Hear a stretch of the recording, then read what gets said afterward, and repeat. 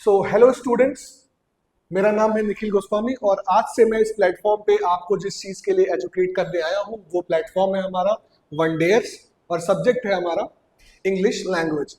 Basically English language के बारे में हम सब ये सब चीज़ जानते हैं, सारी बातें हमें पता होती हैं कि कैसे इंग्लिश पढ़ना है और कैसे उसके क्वेश्चंस को सॉल्व करना है और कैसे हमें उसमें एग्जाम्स में मार्क अच्छा स्कोर करने में हमें हेल्प मिलेगी।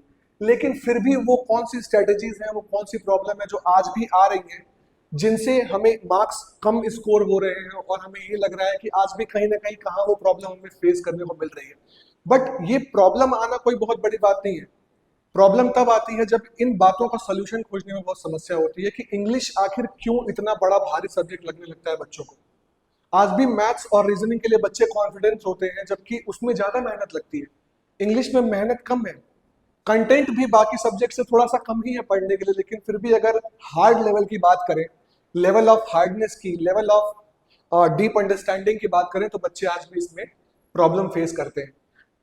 तो एक बात आपसे बस मैं ये पूछना चाहता हूँ, जो भी व्यूअर्स मेरे इस वीडियो को देख रहे हैं, जो भी स्टूडेंट्स, जो भी मेरे भाई इस वीडियो को देख रहे हैं, आप मुझे एक चीज बता सकते हैं। खैर इस वीडियो का आप रिस्पॉन्स तो आप मुझे नहीं दे पाएंगे, लेकिन आप खुद ये बात अपने आप से पूछिएगा कि क्या इंग्लिश को एक विषय के रूप में पढ़ना चाहिए या फिर एक भाषा के रूप में। क्योंकि अगर आप विषय के रूप में पढ़ेंगे तो आपको जरूर ये कहीं ना कहीं परेशान करेगी, लेकिन अगर अंग्रेजी को सिर्फ एक भाषा की तरह देखा जाएगा तो भाषा को सिर्फ समझने का एक ही तरीका होता है, वो है उसको अपने रोज की बोलचाल के तरीके में उसको लेकर के आना। तो क्या सिर्फ इतना ही इंपॉर्टेंट है कि हम इस सब्जेक्ट को बोलें, हम इंग्लिश को बोलें और बोलने से हमारे सारे डाउट्स क्लियर हो जाएंगे? No. The basic thing that we have to understand very seriously, that English is not considered as a subject, it is considered as a language. And not even considered, it is exactly and absolutely a language. And language को सीखने का एक सीधा सा concept एक ही होता है कि आप उस चीज को जितना बोल सकते हैं। भाषा एक साधन है जिसके द्वारा हम अपने मन के विचार दूसरों तक पहुंचाते हैं। ये डेफिनेशन आपने जरूर पढ़ा होगा कभी ना कभी, ये परिभाषा आपने संज्ञा की पढ़ी होगी हिंदी में। तो आज वही संज्ञा, आज वही परिभाषा और आज एक वही तरीका मौखिक रूप से जो हम बोल करके करते हैं ना, उसी को हम भाषा कहते हैं। तो आइए आज एक नए सीरीज का प्रारंभ करते हैं, एक नई सीरीज की स्टार्टिंग करते हैं इस नए प्लेटफॉर्म के साथ। और आज आपका पहला लेक्चर जो कि आप आज को आपको मिल जाएगा इसके बाद इंग्लिश में। और मैं आशा करता हूँ, ये पूरी उम्मीद करता हूँ कि जितने एफर्ट्स लगा करके मैं आपके साथ जुड़ रहा हूँ इस प्लेटफॉर्म से, उसी एफर्ट के साथ आप मेरे से कोऑपरेटिव रहेंगे और ये पूरी कोशिश करेंगे कि जो स्ट्रेटजीज, टेक्निक्स और पैटर्न्स आपको यहाँ पे बताए जाते हैं to solve English, to understand English and to make English your subject, your language. कभी मन में ये नहीं लाना कि ये भाषा तो हमारी नहीं है, हमें इसको सीखना पड़ेगा, हमें इसे अपने अंदर समाना पड़ेगा। इतना अगर भारी बनाओगे ना तो भारी तो और ज्यादा बन जाएगा। किसी भी चीज से आप जब दूर भागोगे तो वो चीज आपसे दुगनी स्पीड से दूर भागेगी। तो दूर नहीं भागना है, कोई बहुत बड़ा रॉकेट साइंस नहीं है, एक भाषा है और भाषा को सीखना एक ह्यूमन टेंडेंसी का हिस्सा है। तो बस उसी हिस्से को आइए आज स्टार्ट करते हैं। जैसा कि मैंने आपको अपना इंट्रोडक्शन दे दिया है, मैं एज अ इंग्लिश टीचर वन डेयर्स के ऑफलाइन और ऑनलाइन प्लेटफॉर्म पे आपको गाइड करने के लिए रेडी हूँ for your subject English language and for the competitive exams like SSC, banking and for your railway exams. अभी आप सब लोगों ने कई सारी चीजें देखी हैं, कई सारे एग्जाम्स के नोटिफिकेशन आउट हो चुके हैं, एसएससी के एग्जाम फिलहाल के लिए पोस्टपोन्ड हो चुके हैं, कोई स्पेसिफिक डेट नहीं है हमारे पास। लेकिन इन सारे प्रॉब्लम्स को टैकल करने के बावजूद भी सबसे इंपॉर्टेंट चीज जो बन जाती है वो ये है कि आपको अपने एग्जाम्स के लिए प्रिपरेशन अपनी अच्छी रखना। एग्जाम्स कभी भी होंगे, एग्जाम का पैटर्न किसी भी तरीके का होगा, लेकिन जो मैटर करता है वो ये करता है कि आप अपनी तैयारी का लेवल किस प्रकार से रखते हैं। ठीक है, तो अगर तैयारी अच्छी है तो सिलेक्शन तो मिलेगा बॉस। सिलेक्शन क्यों नहीं मिलेगा? सिलेक्शन कहीं नहीं गया है, अपनी अंडरस्टैंडिंग मैटर करती है, अपना कॉन्सेप्ट मैटर करता है। तो आइए एक एनर्जी, एक इंथुजियाज्म और एक कॉन्फिडेंस के साथ इस सब्जेक्ट को स्टार्ट करते हैं। और आज ये मेक श्योर करते हैं कि दुनिया की कोई ऐसी ताकत नहीं है जो इंग्लिश को आप तक पहुंचने से रोक सकती है। और प्लीज एक सब्जेक्ट को स्टार्ट करने के लिए, एक लैंग्वेज को समझने के लिए, जो बहुत बड़ा एक मिथ है, एक जो कहते हैं ना भ्रम है, उस भ्रम को आपको अपने माइंड से निकालना पड़ेगा। और वो भ्रम ये है कि इंग्लिश भाषा मेरे लिए नहीं बनी है, मुझे इंग्लिश कभी आ ही नहीं सकती, मैं कितना भी कोशिश कर लूं मुझे इंग्लिश समझ में ही नहीं आती है, मुझे पढ़ना ही नहीं है इंग्लिश। तो ये सारी चीजें बोलना और ये सारी चीजें करना, इस बात का कोई सोल्यूशन नहीं है। क्योंकि अगर आप, चलो मेरी बात से एग्री मत करिए, आप मेरी बात को मत मानिए, लेकिन कहीं ना कहीं आप इस बात को तो जरूर मानते हैं ना कि अगर आपको ये एग्जाम्स क्लियर करने हैं, जिस एग्जाम की तैयारी आप कर रहे हो या जिन एग्जाम्स की प्रिपरेशन हम सब कराते हैं, अगर आपको इन सब एग्जाम्स को क्रैक करना है तो सिर्फ एग्जाम क्रैक करने के लिए ही सही, लेकिन उतनी अंग्रेजी तो पढ़नी पड़ेगी ना। तो उतना पढ़ने के लिए, उतना समझने के लिए, उतनी एनर्जी लेकर के, उतना कॉन्सेप्ट, उतना कॉन्फिडेंस और उतना इंथुजियाज्म अपने साथ लेकर के हमारे साथ जुड़ जाइए, मेरे साथ जुड़ जाइए। And I promise, if you are going to follow my strategies, if you are going to follow my techniques, and if you are going to follow my instructions, I'll make sure that you are going to score a good marks in your examination, whether it is for pre or mains, doesn't matter.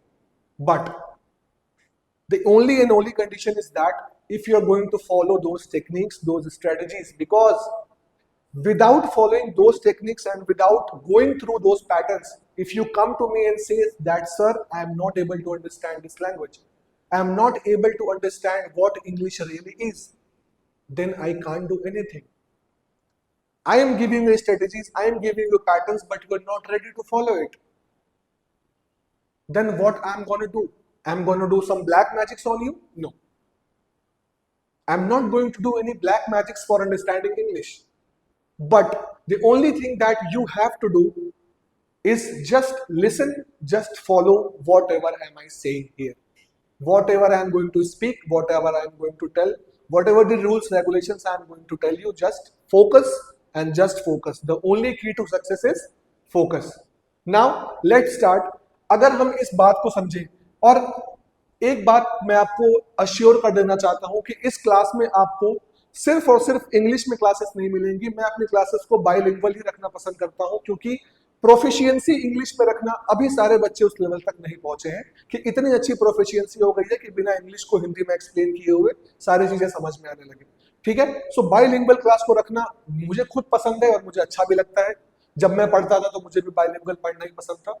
तो आइए एक energy निकालते हैं, एक confidence निकालते हैं, और उस सारे कॉन्फिडेंस को निकाल के फेंकते नहीं है, निकाल के इधर रखते हैं बोर्ड पे, फोकस को डालते हैं कहाँ, बोर्ड पे। और स्टार्ट करते हैं अपने पहले कॉन्सेप्ट के साथ, जिसका नाम है, बड़े ही अच्छे तरीके से आप लोगों ने इसका नाम पहले भी सुना होगा, इसका नाम है parts of speech.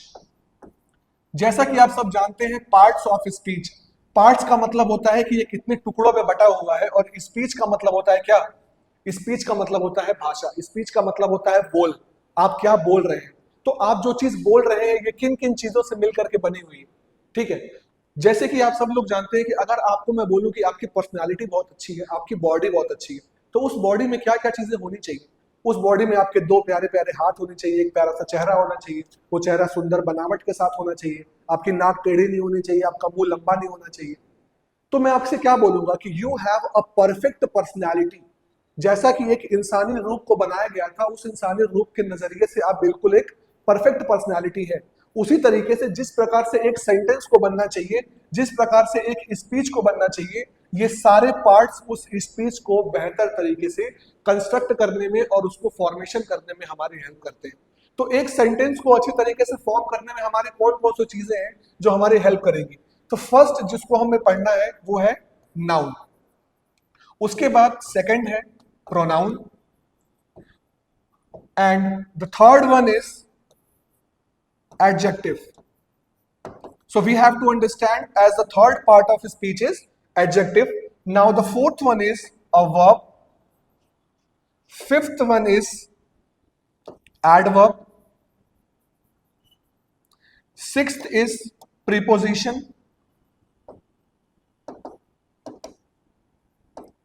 seventh one is conjunction, and last but not the least the 8th number is interjection. अब ये कुछ बच्चे सोच रहे होंगे कि सर आपने ऐसा क्यों बोला कि last but not the least, ये तो हमें पता ही है कि इंटरजेक्शन सबसे लास्ट पार्ट ऑफ स्पीच होता है, लेकिन ऐसा नहीं होता है। क्यों नहीं होता है? क्योंकि एक सेंटेंस को फॉर्म करने के लिए सिर्फ इन्हीं चीजों की आवश्यकता नहीं होती है, एक बड़ा ही इंपॉर्टेंट कॉन्सेप्ट होता है जिसका नाम होता है क्या, आर्टिकल्स।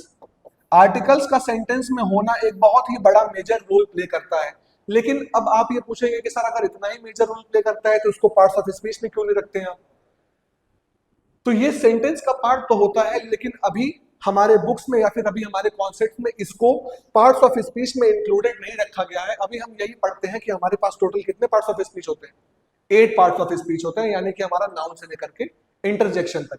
तो जिस दिन ऐसा कोई गवर्नमेंट रूल आ जाएगा या फिर ऐसा कोई प्रूफ इस चीज का आ जाएगा, वैलिड एंटिटी आ जाएगी, जब हमें ये समझ में आ जाएगा कि हमें आर्टिकल्स को भी अब क्या करना है, पार्ट्स ऑफ स्पीच में रखना है, तो उस दिन से हम जानेंगे कि आर्टिकल भी हमारा क्या होता है, पार्ट्स ऑफ स्पीच होता है। यानी कि उस दिन से हमारे पास 9 पार्ट ऑफ स्पीच हो जाएंगे। लेकिन अभी फिलहाल की हमें 8 पढ़ने हैं, और ये सारे 8 मिल करके और साथ में आर्टिकल्स को इंक्लूड करके ये सारी चीजें मिल करके कैसे एक प्रॉपर सेंटेंस फॉर्म करते हैं, और कैसे इन सबके यूजेस के बिना एक सेंटेंस अपना मीनिंग क्या करता है, खो देता है। अब अगर मैं आपसे एक सिंपल सा स्टेटमेंट बोलूं कि आई प्ले, अगर मैंने आपसे एक स्टेटमेंट बोला, अगर एग्जांपल के रूप में आप ये स्टेटमेंट लिखने की कोशिश करिए, तो यहां पर लिखा हुआ है आई प्ले। इस सेंटेंस को पढ़ के सबको ये बात समझ में आ जाती है कि आई प्ले का मतलब होता है, हिंदी में आई का मतलब होता है मैं, और प्ले का मतलब होता है खेलना। और आप सबको पता है कि हमारा जो प्ले है ये प्रेजेंट सिंपल का वर्ड है। प्रेजेंट सिंपल वो टेंस होता है जो आपको बताता है कि ऐसे कोई काम जो या तो जनरल फैक्ट्स होते हैं, जो काम हम डेली बेसिस पे करते हैं, जो यूनिवर्सल फैक्ट्स होते हैं, ऐसी सारी चीजों को हम किसमें इंक्लूडेड रखते हैं, प्रेजेंट सिंपल टेंस में रखते हैं, प्रेजेंट सिंपल टेंस में रखते हैं। और आप सब जानते हैं कि प्ले कौन सा वर्ड है, ये ऐसा वर्ड है जो प्रेजेंट सिंपल टेंस का वर्ड है। तो अगर ये प्रेजेंट सिंपल टेंस का वर्ड है तो आई प्ले का हिंदी ट्रांसलेशन क्या होगा, मैं खेलता हूं। तो क्या मैं खेलता हूं एक सेंटेंस नहीं है, बिल्कुल है सेंटेंस। लेकिन जब आप बोलते हैं मैं खेलता हूं तो तुरंत एक सवाल अंदर से आता है कि क्या खेलता हूं, ठीक है। तो हमें बताना पड़ता है कि हम क्या खेलते हैं। जैसे आई प्ले फुटबॉल, तब लिखा है, अगर सेंटेंस को आगे बढ़ाया जाए और आगे लिखा जाए कि आई प्ले फुटबॉल, यानी कि मैं क्या खेलता हूं, फुटबॉल खेलता हूं, वहां पे आपका मीनिंग और ज्यादा क्लियर हो जाता है कि मैं खेलता हूं वो तो ठीक है, लेकिन मैं खेलता क्या हूं, फुटबॉल खेलता हूं। वहां पे आपका माइंड सेट, आपका अंडरस्टैंडिंग, आपका विजन और क्लियर हो जाता है कि हाँ, इस सेंटेंस में एक सब्जेक्ट के साथ आई जो है हमारा सब्जेक्ट है, प्ले हमारा क्या है, वर्ब है, और फुटबॉल क्या हो जाएगा, हमारा ऑब्जेक्ट हो जाएगा। तो जिस सेंटेंस में एक सब्जेक्ट, एक वर्ब और एक ऑब्जेक्ट आता है, आप सब जानते हैं कि वो सेंटेंस क्या होता है, एक मीनिंगफुल सेंटेंस होता है, ठीक है। तो देखिए, जैसा कि एक एग्जांपल मैंने आपको ये दिया, इसी एग्जांपल से आपको ये समझ में आ सकता है कि किसी एक पार्ट ऑफ स्पीच को भी अगर मिस कर दिया जाए ना, तो आपके सेंटेंस में कुछ चीजें मिसिंग हो जाएंगे। मैं ये नहीं कह रहा हूं कि पूरा सेंटेंस मीनिंगलेस हो जाएगा, लेकिन कुछ चीजों का मीनिंग खत्म हो जाएगा या फिर कुछ चीजों का मीनिंग समझने को रह जाएगा। तो ऐसा नहीं होना चाहिए। इसीलिए किस प्रकार से एक सेंटेंस में पार्ट ऑफ स्पीच का यूज होता है, किस तरीके से ये सारी चीजें एक सेंटेंस को ब्यूटीफुल तरीके से, मास्टर तरीके से फॉर्म करने में हेल्प करती है, उसी चीज को समझने का हमारा लेक्चर है किसका, पार्ट्स ऑफ स्पीच का। तो आप सब जान चुके हैं पार्ट्स ऑफ स्पीच कौन से होते हैं। अब जरा सा ब्रीफली, डिटेल में जाने के पहले जरा सा ब्रीफली समझ लिया जाए कि ये हमारा सारा जो पार्ट्स ऑफ स्पीच है ये हमें क्या बताने की कोशिश करता है, ठीक है। तो सबसे पहले बात करते हैं नाउन की, ठीक है। नाउन का जो काम होता है वो ये होता है कि यूनिवर्स में जितनी भी सारी चीजें आपके आसपास एग्जिस्ट करती हैं, किसी भी चीज का एक नाम होता है। आप सब जानते हैं कि हर एक चीज जो आपके आसपास रिवॉल्व करती है, आपके आसपास सराउंड करती है, हर उस चीज का एक नाम होता है। और पृथ्वी पे, ब्रह्मांड में जितनी भी चीजें हैं जिसके पास एक नाम है, जो एक नाम का होल्डर है, यानी किसी को भी आप एक नाम से बुलाते हैं, मेरा नाम है, आपका एक नाम है, सबका एक नाम है, कि कोई जीवित या मृत वस्तु या फिर आर्टिफिशियल या आप नेचुरल वस्तु, किसी भी चीज की इंटायर वर्ल्ड में, इंटायर यूनिवर्स में किसी भी चीज की आप बात कर लीजिए, हर चीज का एक नाम है। और दुनिया में जितने भी नाम है वो सब सारे क्या है, एक नाउन है। Now the second point is कि प्रोनाउन क्या होता है। प्रोनाउन होता है जो नाउन के स्थान पर इस्तेमाल किए जाने वाले शब्द होते हैं, उनको क्या बोला जाता है, प्रोनाउन बोला जाता है। तो जैसा आप सब जानते हैं, मेरा नाम मैंने आपको बताया था, मेरा नाम है निखिल, और आप सब मुझे देख करके इतना तो समझ गए होंगे कि निखिल अगर मैं हूं तो मैं एक लड़का हूं। तो अगर मैं एक लड़का हूं तो लड़के के लिए कौन सा प्रोनाउन इस्तेमाल किया जाता है, लड़के के लिए प्रोनाउन इस्तेमाल किया जाता है ही। तो मैं एक नाउन भी हूं और मेरे लिए इस्तेमाल किए जाने वाला प्रोनाउन कौन सा है, ही है, ठीक है। यानी कि नाउन के जगह पर इस्तेमाल किए जाने वाले जो शब्द होते हैं उनको क्या बोलते हैं, उनको बोलते हैं प्रोनाउन, ठीक है। इतना क्लियर हो गया होगा। चलिए अब आगे बढ़ते हैं। आगे बढ़ने से पहले हम देखते हैं कि प्रोनाउन के कितने पार्ट्स होते हैं। प्रोनाउन हमारे 3 पार्ट्स होते हैं, सब्जेक्ट, ऑब्जेक्ट और पॉजेसिव प्रोनाउन। ये जब मैं आपको डिटेल में क्लासेस एक्सप्लेन करूंगा तो आपको और बेहतर तरीके से समझ में आएगा। फिलहाल देखते हैं हमारा थर्ड एडजेक्टिव क्या होता है। एडजेक्टिव वो होता है जो इन दोनों की, यानी कि नाउन और प्रोनाउन, इन दोनों की क्या बताता है, क्वालिटीज बताता है। क्वालिटीज बताता है, स्पेसिफिकेशन बताता है, ठीक है, विशेषता बताता है, कैरेक्टरिस्टिक्स बताता है, खूबियां बताता है, खामियां बताता है। यानी कि जो भी चीजें हमारे अंदर के गुण या अवगुण, नाउन या प्रोनाउन की क्वालिटीज या स्पेशलिटीज जो भी शब्द बताते हैं, वो सारे शब्द क्या कहलाते हैं, एडजेक्टिव कहलाते हैं। नेक्स्ट फोर्थ पार्ट हमारा आता है वर्ब। वर्ब क्या होता है? वर्ब होता है वो चीज कि सेंटेंस की बात तो हमने कर ली, सेंटेंस के बारे में तो सब कुछ हमने बता दिया, लेकिन सेंटेंस में एक नाउन है, एक प्रोनाउन है, उसकी क्वालिटीज भी आपने बता दी, लेकिन सबसे बड़ी बात है कि वो कोई काम करता है कि नहीं करता है। वर्ब सेंटेंस में कर क्या रहा है? वर्ब सेंटेंस में वही बताता है कि ये जो नाउन है, यानी कि ये नाउन जो है, ये सेंटेंस में क्या कर रहा है। तो नाउन का काम बताने वाला जो वर्ड होता है वो कौन सा होता है? वर्ब होता है। इसीलिए वर्ब को हम किस नाम से जानते हैं? वर्ब को हम जानते हैं एक्शन वर्ड्स के नाम पे। कि जो एक्शन वर्ड्स होते हैं, जितने भी वर्ड हमारे ऐसे होते हैं जो एक्शन को शो करते हैं, वो सारे वर्ड कौन से होते हैं? वर्ब्स होते हैं। जैसे कि playing, teaching, sitting, speaking, dancing, singing, everything, every action that is performed by a noun or a pronoun is called as verb. Now the fifth one is adverb. So as you all can understand, the word adverb is formed like this. Adverb is spelled like this. So adverb आप देख सकते हो दो शब्दों से मिलकर बना है, add और verb, ठीक है। तो एक ऐसा शब्द जो एडजेक्टिव के साथ साथ वर्ब की भी क्वालिटी बताता है, वैसे वर्ब को हम क्या बोलते हैं? एडवर्ब। सो एड और वर्ब से मिलकर के एक वर्ड बना है जिसको बोलते हैं एडवर्ब, ठीक है। सो एडवर्ब एक ऐसा शब्द होता है जो सेंटेंस में काम कैसे किया जा रहा है ये बताता है। काम किया जा रहा है तो वर्ब होता है, लेकिन काम अगर किस तरीके से किया जा रहा है, काम के होने की प्रक्रिया, काम के होने का तरीका क्या है, ये कौन बताता है? ये बताता है एडवर्ब। जैसे कि मैं आपको पढ़ा रहा हूं, तो मेरा पढ़ाना क्या है? एक वर्ब है, लेकिन मैं आपको अच्छे से पढ़ा रहा हूं। तो पढ़ाई जो की जा रही है वो किस तरीके से की जा रही है? अच्छे से की जा रही है। यानी कि हमारे क्रिया की विशेषता है कि मैं अच्छे से काम कर रहा हूं। इसीलिए जो क्रिया होता है उसको वर्ब बोलते हैं, और क्रिया किस तरीके से की जाती है उसको एडवर्ब बोलते हैं। Now the sixth one that we have to understand is prepositions. Now what is preposition? So just जैसे मैंने आपको एडवर्ब समझाया, वैसे मैं आपको प्रीपोजिशन भी समझा देता हूं। जैसा कि आप प्रीपोजिशन देख सकते हो, ये भी दो शब्दों से मिलकर बना है, प्री और पोजिशन। तो देखिए, ऑब्जेक्ट के पहले, जैसे कि कई सारे ऑब्जेक्ट है, टेबल है, चेयर है, ठीक है, कुछ भी बोल देते हैं, दो ऑब्जेक्ट की बात करते हैं, टेबल और चेयर। तो ऑब्जेक्ट के पहले जिन शब्दों को लगा करके उन शब्दों की पोजीशन बताई जाती है। यानी कि पोजीशन मतलब क्या? अवस्था बताई जाती है, जगह बताई जाती है। और ये पोजीशन कैसे बताई जाती है? ऑब्जेक्ट के प्री लगा के, यानी कि पहले लगा के, ठीक है। जैसे मान लीजिए यहाँ पे टेबल है, तो टेबल के ऊपर कुछ रखा है, तो मैंने क्या लिख दिया यहाँ पे? On table. चेयर है तो ऑन चेयर, यानी कि चेयर पे रखा है, चेयर के नीचे, चेयर के दाएं, चेयर के बाएं नहीं रखा है। क्लियरली इस बात को बता दिया गया कि कोई एक सामान रखा है, वो कहाँ रखा है? चेयर पे रखा है, क्योंकि ऑन का मतलब पे होता है, आप सब जानते हैं, या फिर आप इसको पर बोलते हैं। ऑन का मतलब पर होता है। इसी तरीके से किसी भी ऑब्जेक्ट के पहले कोई वर्ड जब लग जाता है और वो उसकी क्या बताता है? पोजीशन बताता है, तो उसको हम बोलते हैं preposition. Now the next one comes is conjunction. Conjunction क्या होता है? कंजंक्शन वो वर्ड्स होते हैं जो दो सेंटेंसेस को एक साथ ज्वाइन करके सेंटेंस को सिंपल सेंटेंस से कंपाउंड या कॉम्प्लेक्स सेंटेंस में बनाने का काम करते हैं। जैसे कि कंजंक्शंस बनाने के लिए हमें कुछ ज्वाइनिंग वर्ड्स की आवश्यकता पड़ती है, जैसे कि and, but, so, therefore, however, although, ठीक है। तो ये सब जो वर्ड्स होते हैं ये हमारे कंजंक्शन के रूप में आते हैं। इसीलिए कंजंक्शन को हम एक नाम से जानते हैं, क्या होता है कंजंक्शन? ज्वाइनिंग वर्ड्स होता है। Conjunction is called as joining words. तो जो भी सेंटेंस, जो भी वर्ड्स दो सेंटेंसेस को एक साथ ज्वाइन करने का काम करते हैं, उनको क्या बोलते हैं? कंजंक्शन बोलते हैं। अब एक चीज और अच्छे से समझ लीजिए, कंजंक्शंस को सेंटेंस में यूज करने का एक कंडीशन होता है। वो कंडीशन ये होता है कि ऐसे कंजंक्शंस आपको यूज करने हैं दो सेंटेंसेस को जोड़ने के लिए, कि उन कंजंक्शंस को जोड़ने के बाद सेंटेंस की मीनिंग जो पहले थी उससे मीनिंग में कोई बदलाव नहीं होना चाहिए। यानी कि कंजंक्शंस को ऐड करने के पहले सेंटेंस की जो मीनिंग थी, कंजंक्शन ऐड करने के बाद सेंटेंस की भी वही मीनिंग होनी चाहिए, सेंटेंस में कोई बदलाव नहीं होना चाहिए, तभी सही मायने में माना जाता है कि हमारा कंजंक्शन सही प्रकार से इस्तेमाल किया गया है।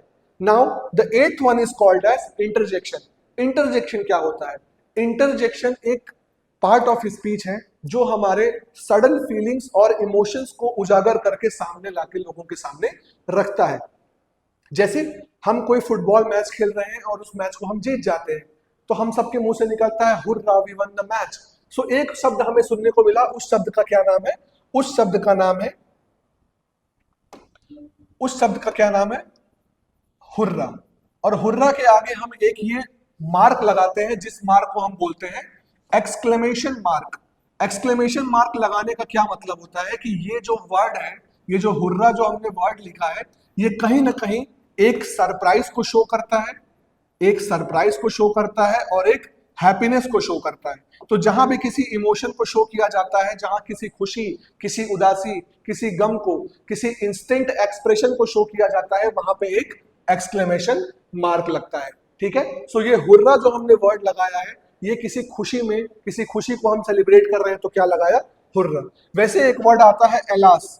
एलास का मतलब जब किसी की डेथ हो जाती है या कोई सैड अकरिंग होती है तो हम एलास का यूज करते हैं। तो ऐसे वर्ड्स जो सेंटेंस के आगे लग करके सेंटेंस का एक्सप्रेशन शो करते हैं कि नाउन के साथ, सब्जेक्ट के साथ क्या हुआ है, किस एक्सप्रेशन के साथ, किस फीलिंग के साथ या फिर किस इमोशन के साथ नाउन या फिर सब्जेक्ट हमारा बात कर रहा है या फिर डील कर रहा है। ठीक है, सो बेसिकली इंटरजेक्शन हमारा वो पार्ट ऑफ स्पीच है जो क्या शो करता है? Sudden feelings and emotions of the subject of a sentence. ठीक है, क्लियर हो गया? नाउ हम फिर अपने पॉइंट पे आते हैं और समझते हैं हम कहां थे। लास्ट पॉइंट हमारा जो हमें पढ़ना है उसका नाम है आर्टिकल्स। तो आर्टिकल्स की बात करते हैं। आर्टिकल्स हमारा क्या है? आर्टिकल्स, दो आर्टिकल्स हमने पढ़े, दो आर्टिकल्स हमने पढ़े और इस चीज को समझते हैं कि आर्टिकल होता क्या है। तो मुझे नहीं लगता है कि ये बेसिक कॉन्सेप्ट आपको इतना ज्यादा समझाने की जरूरत है, लेकिन as a teacher, as a mentor, as a guide, मेरा तो काम ही है आपको सब कुछ बताना। अब आपको कुछ पता हो तो और अच्छी बात है, आप उसको और बेहतर तरीके से समझ लीजिए, लेकिन ना पता हो तो और अच्छी बात है, मेरा काम आसान हो जाएगा। ठीक है, आइए देखिए पहली चीज क्या है।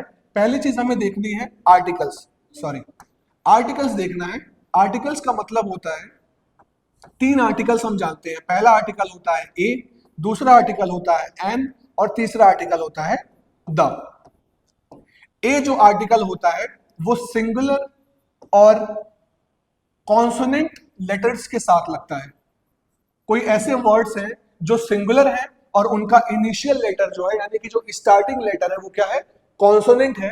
तो वैसे शब्दों के साथ क्या लगता है? ए लगता है। एन क्या लगता है कि जब कोई वस्तु या कोई इंसान या कोई विषय, कोई भी चीज अगर सिंगुलर है और वो वॉवेल है तो उसके साथ क्या लगता है? एन लगता है। द जो है, द किसी भी ग्रुप के साथ लगता है। अगर हम किसी ग्रुप्स की बात कर रहे हैं, किसी ग्रुप के लोगों की बात कर रहे हैं, ठीक है, और या फिर हम बात कर रहे हैं किसी भी यूनिवर्सल चीजों के बारे में, कोई चीज जो यूनिवर्सल है यानी कि वैश्विक है।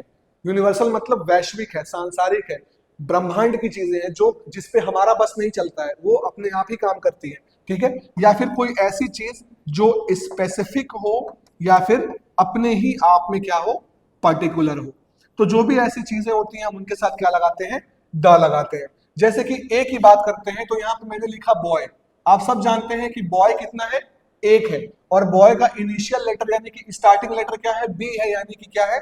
कॉन्सोनेंट है। तो इसके साथ कौन सा आर्टिकल लगेगा? द लगेगा।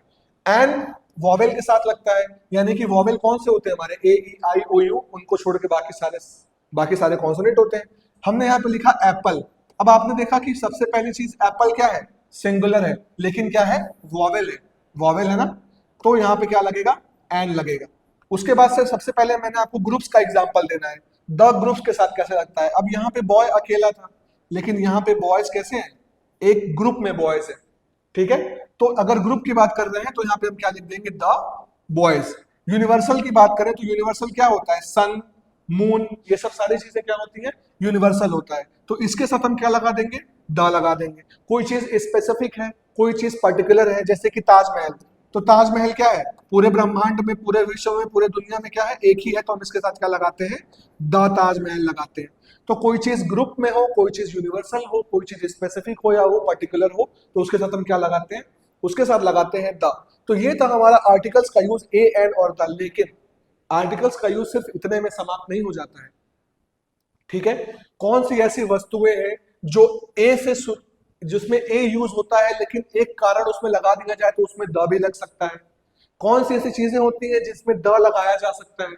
या फिर कंट्री के नेम्स होते हैं, कंट्री के नेम्स में कौन से कंट्रीज के साथ द लग सकता है, कौन से नहीं लग सकता है। कई सारी ऐसी चीजें हैं, आर्टिकल्स के आज भी कॉन्सेप्ट ऐसे हैं जिसपे बच्चे ध्यान नहीं देते हैं, लेकिन जब एग्जामिनेशन बोर्ड उस पर क्वेश्चन बनाता है तो बच्चे सोचते हैं अरे ये क्वेश्चन कहां से आ गया। ए एंड द तो बस इतना ही होता है कि शब्द के आगे कौन सा प्रयोग हो रहा है, लेकिन इतना नहीं होता है।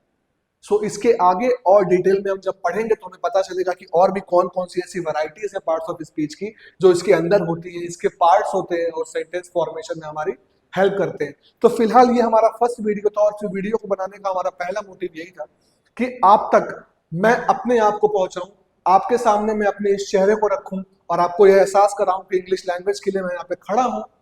आप मेरे से ऑनलाइन ऑफलाइन जिस भी प्रकार का गाइडेंस चाहिए वो आपको मिल जाएगा। और ये मेरी अश्योरिटी है कि आपने अगर इस पैटर्न को फॉलो किया, इस स्ट्रेटजी को फॉलो किया, और last but not the least सबसे पहली चीज, इस सब्जेक्ट से थोड़ा सा डरना बंद करो सब लोग। ये कोई डर नहीं है, ये कोई भूत नहीं है, कोई मॉन्स्टर नहीं है जो आपको खा जाएगा। This is just language. जैसे बाकी आप जीएस इतना इंटरेस्ट से पढ़ लेते हो, आप रीजनिंग इतना इंटरेस्ट से पढ़ते हो, आप मैथ्स इतना इंटरेस्ट से पढ़ते हो, जबकि उसके सिलेबस तो इतने वास्ट है, उसको क्वेश्चंस को सॉल्व करने में और ज्यादा आपको दिमाग की आवश्यकता पड़ती है। आपके माइंड की मेंटल स्टेबिलिटी और स्ट्रांग होना चाहिए उन चीजों को समझने के लिए। ये तो थोड़ा सा मजे मजे में भी आप पढ़ सकते हो, लेकिन फिर भी भाई मैं देख रहा हूँ आजकल इस फील्ड में, जिस फील्ड की आपसे प्रिपरेशन कर रहे हो, इस फील्ड में बच्चे बाकी तरफ तो बहुत इंटरेस्ट ले रहे हैं, लेकिन इंग्लिश में अभी उनका जो इंटरेस्ट है, जो उनका इंथुजियाज्म है, अभी भी बहुत पीछे है। सो मेरे इस वीडियो से मेरी एक यही हमेशा उम्मीद और हमेशा मेरी एक यही पूरी की पूरी मेरी मेहनत रहेगी इस चीज के ऊपर कि आपका ये डर, आपका ये जो इस सब्जेक्ट से भागना है, इस सब्जेक्ट से आप दूरी बनाते हो, इन चीजों के साथ मैं आपकी मदद करूं। और आने वाले टाइम में ये जो टॉपिक्स मैंने अभी आपको बताए हैं या फिर अभी जो मैंने आपको इसके पहले ये सब सारी चीजें एक्सप्लेन की हैं, इसको और डिटेल में लेके आना। नाउन से लेकर के इंटरजेक्शन तक, आर्टिकल्स को, पूरे पार्ट ऑफ स्पीच को आपके अंदर फीड करना है।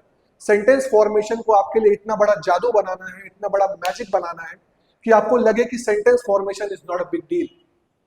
सेंटेंस फॉर्मेशन आराम से हो सकता है, इंग्लिश तो एक भाषा है, बोलते बोलते सीख जाएंगे। ये एटीट्यूड रखिए तो इंग्लिश आपके लिए कभी भी कठिन नहीं होगी। तो ज्यादा बातों को आगे नहीं बढ़ाते हुए एक लास्ट बात से मैं इस वीडियो को खत्म कर दूंगा। वो ये है कि आज आपको basic concept parts of speech के बता दिए गए, जो कि ग्रामर का सबसे बेसिक पार्ट होता है।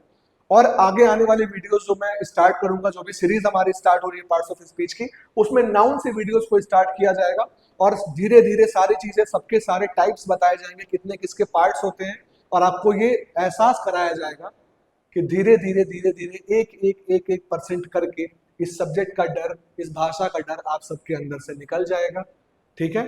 सो मैं उम्मीद करता हूं कि नेक्स्ट सीरीज आप सब मेरे साथ जुड़ेंगे और इस सीरीज को आगे जब हम बढ़ाएंगे तो आप सबका सपोर्टिव नेचर मेरे साथ रहेगा। So without any further discussions, without going through any further talkative patterns, I am just giving you a proper conclusion that I am starting a series on this language, and I am starting a series on this chapter named as parts of speech. So motivate me by joining this session, by joining this series, and making yourself understand this language in far more better ways. Okay, so thank you so much। और next class जो भी मैं लेकर के आता हूँ इसको start करता हूँ। तब तक के लिए आप सब अपना ध्यान रखिए और अभी के लिए बाय बाय बाय, और खुशी मन से रहिए और ये उम्मीद करिए कि आने वाले वीडियोस आपके लिए बहुत ज्यादा हेल्पफुल होंगे। तब तक के लिए टेक केयर और सब लोग अपना ध्यान रखें।